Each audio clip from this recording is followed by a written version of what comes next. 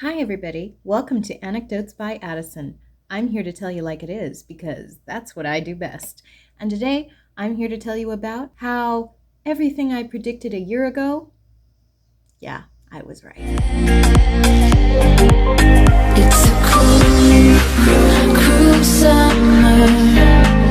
Well, folks, it's been about a year since my last video, and wow, has a lot gone down. Businesses closed, the economy collapsed, the election was stolen, then suddenly businesses reopened. The economy was picking back up, and oh yeah, and vaccines are now mandatory across the globe. In France recently, Prime Minister Macron decreed that no citizen would be allowed to travel by plane, boat, train, enter a restaurant, a bar, a cinema, a cafe, and in some cases their own jobs without getting the vaccine. But don't worry, you're not being forced to get it. You only have to get it if you want to live your life and not be a hermit who dies of being a social outcast.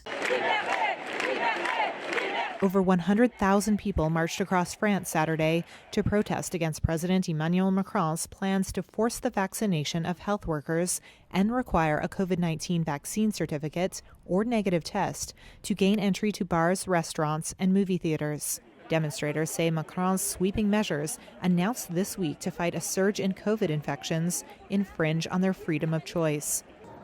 Vaccinations are really about individual freedom. Everyone can choose. That's not the theme here today. The theme is about the absence of freedom that is unfortunately continuing to grow in this country. That's it. They're taking away our freedoms little by little.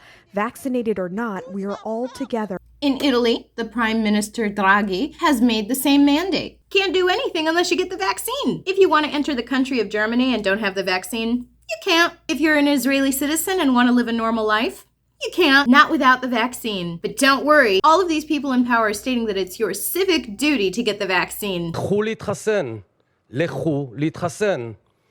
אני רוצה לעמוד על הנקודה הזאת. יש מדינות רבות בהן אין מספיק חיסונים עבור האוכלוסייה, והציבור משווע לזה.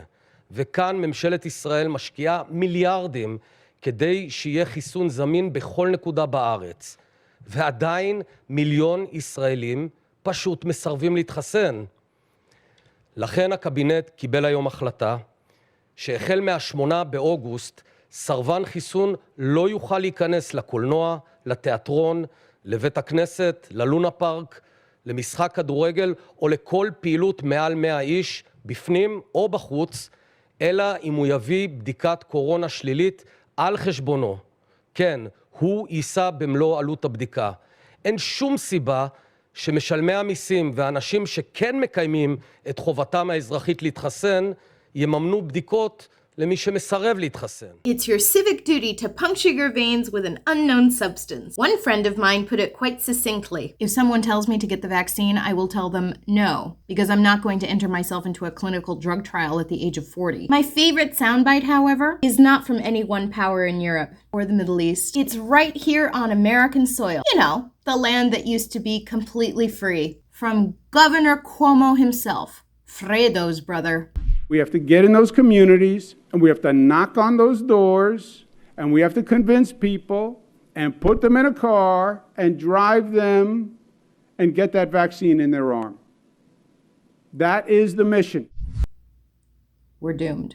For those of you watching this who think I'm a crazy conspiracy theorist, who truly believe that the government has our best interest at heart, let me break it down for you. It's really not your fault that you think the government loves you and wants to protect you. I mean, it's very naive and silly if you're over the age of 16, but still, it's understandable. See, the government, with the powers of Satan backing them, have been setting us up for this for a very long time. They started with the breakdown of the nuclear family in the 1970s and into the 1980s, where by the time in the 1990s, the divorce rate was practically just as high as stable marriage was, convincing, whispering into the public's ear, you don't have to be married to be happy. You can get a divorce. It's okay. You don't have to keep the baby. You can get an abortion so that you can live your life. It's okay. You don't have to marry the man that impregnated you. It's okay. We'll take care of you. You don't have to work to have money for rent or food. We'll take care of you. It's okay. You don't need to marry someone of the opposite gender. It's okay. You can marry whomever you love. And now that we think about it, you don't even have to marry somebody of a gender because gender is malleable and ever-changing. And no one knows exactly how many genders there actually are. And even though that makes no sense, also, a man can be a woman and a woman can be a man, even though there is no such thing as gender. I could go into a lot of detail as to why each of these scenarios has done a bang-up job of destroying our society, but I will surmise it. It's wrecked our culture and the way that we've raised our children in it. Without a loving, stable support system at home, we turn them into state latch babies, depending on, the very least, their daycare attendance. These kids grew up in the most dysfunctional situations we could have conceived of, and then gave them a trophy for participating in life. It also hasn't helped that there's been a dumbing down in the education system. When I was in high school, for example, there were absolutely no geography classes. However, I did learn about dental dams from my health teacher, how to have safe anal sex, and learned how to operate a condom on an erect penis on a color by numbers type of sheet that our teacher handed out to us in class. With the proliferation of false racism, the sexism narrative, the homophobia narrative, feminist narrative, the Islamophobia narrative, or whatever narrative is on the leftist agenda, coupled with the dumbness that has been honed over the last 20 to 30 years, it's really no surprise that the left is so willing and able to go along with whatever the left, aka the government and society, tells them to think. After all, thinking for yourself is really hard. It's kind of like exercise for the brain. What's easier, sitting on the couch eating potato chips or Oreos? Yeah, Oreos. Sorry, I'm on a diet right now. Or going to the gym and killing it. What's easier, reading a book or watching a movie on TV? Obviously, the more passive of anything is easier. That's why people don't like thinking. I never thought of that. That's because you're dumb like me. You're not being passive, you're being active. And it hurts the brain to do that, especially when you're not used to doing that. So all this leads me to the subject at hand. How did we get to a point where people are burying their heads in the sand, ignoring the obvious, and making excuses for the politicians all around the world who are clearly trying to control us, rather than to help us? Isn't it obvious? They don't want to think for themselves. Common sense has gone completely out of the window, and they prefer the TV box telling them what to think. Makes things a lot less messy and complicated. Oh, and the vaccines are free. Plus, you might even get a free cheeseburger or cookie with your shot. So hey, there's that. Freedom, in the eyes of the leftists, has become synonymous with fascism, whereas actual fascism has become synonymous with public safety. It's not okay to break our constitutional laws, except in the case of protecting people from a deadly virus, which has a 99.8% recovery rate and only affects certain people, usually those who are over the age of 65. And you should wear masks too, even though there's no scientific evidence to show that they actually are effective. You should also hashtag stay home save lives, because the people who are afraid of the virus, they shouldn't stay home. But the people who are not afraid of the virus, they should stay home, because then they would be protecting the people who are afraid of the virus but don't want to stay home. We should also listen to politicians like Dr. Fauci and Dr. Birx, who basically tell us, do as I say, not as I do. The reason is a little gross, but it's important. Experts believe the virus is mainly spread through droplets that come out of your mouth or nose. When an infected person speaks, exhales, coughs, or sneezes, the droplets travel about 3 to 6 feet before gravity pulls them to the ground. So stay 6 feet away from someone and you stop the spread. The recommendation is not that you have to wear it. What the CDC is saying that at minimum, wear a mask, okay? This is what they're saying. Make sure you wear a mask. So you wear a mask.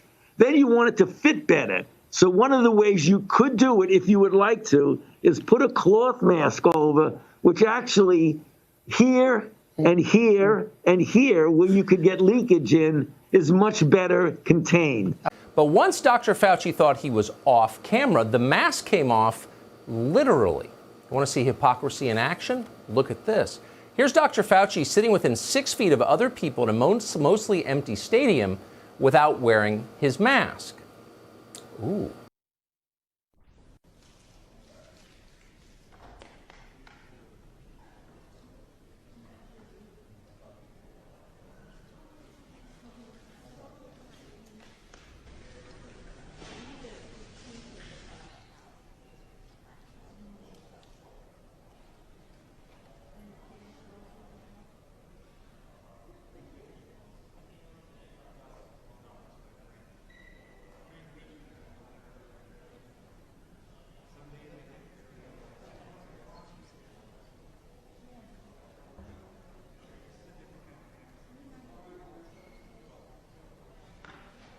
while Dr. Deborah Birx warned Americans to remain vigilant. In this moment of bringing people together, to really limit interactions indoors to immediate households when we see this level of community spread.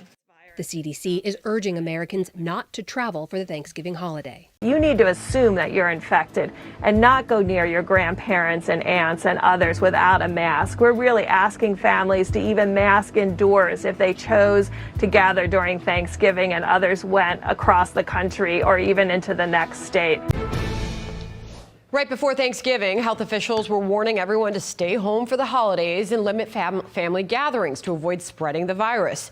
Now we're learning Dr. Deborah Birx traveled out of state over Thanksgiving weekend with 3 generations of her family from 2 separate households, disregarding her own advice. The excuses I have heard about why we should listen to these people who have been hypocrites by not heeding their own advice range from politicians are all corrupt. Just because a doctor doesn't follow his own advice doesn't mean their advice is wrong. It just means that they think they're above it and they're not going to get sick. If a doctor is not heeding his own advice and the reason is that he's thinking he's not going to get the virus because he's too stupid, then he's too stupid to tell me what to do and I'm not going to listen to him.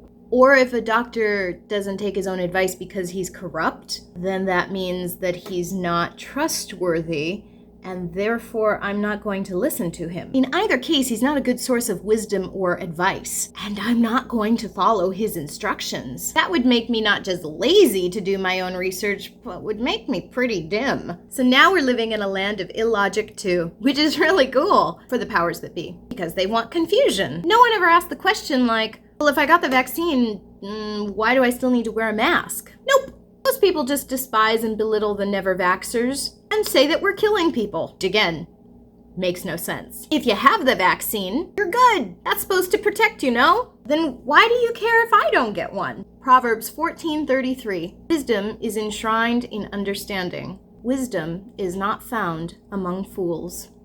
Living in a country where people are asked to show your papers at work, and no one even bats an eye at how Nazi-esque that sounds, telling current and potential employees that you must show proof of vaccination in order to work at that place of employment, it's frightening. But I predicted this a year ago. I hate always being right. You can't get on an airplane now without a vaccine or a negative COVID test. And the negative COVID test has become less and less convenient, as you have to test 3 days before flying out and 3 days before flying back in. Plus, you have to pay for the privilege of taking the test. Getting the vaccine is a quick and easy solution. You get a couple of jabs. You're set free to go wherever you desire. Do whatever you want to do. Until a few months from now when they tell you, oh, whoops, no, we made a mistake. First dose wasn't really that great. Not effective. Second dose either. Yeah, you're gonna need to get a third one and a fourth. And a fifth. Oh, and here's a chip to put in your arm too. The one world government is really what is at hand right now. And I believe sincerely that the mark of the beast, the Antichrist, and Jesus' return are all in full swing and on their way. That doesn't necessarily mean tomorrow or next week, but we're gearing up for the end of the world. Freedom is no longer a recognized right in our respective countries. Thank God that we have Jesus to give us the ultimate and eternal freedom. And that's really the most important freedom there is. But it sure is sad to see the greatest country in the world's history turn into a communist dictatorship right before our eyes. That's it for today, everybody. Did you enjoy this video? Well, definitely go down and hit subscribe, click like, and make sure that you follow me for my upcoming videos because I plan to make more in the near future. And until next time, everybody. This will help. You know, you should swap that with alcohol. I might get an infection. I'll return when this has taken effect. It's a cruel, gruesome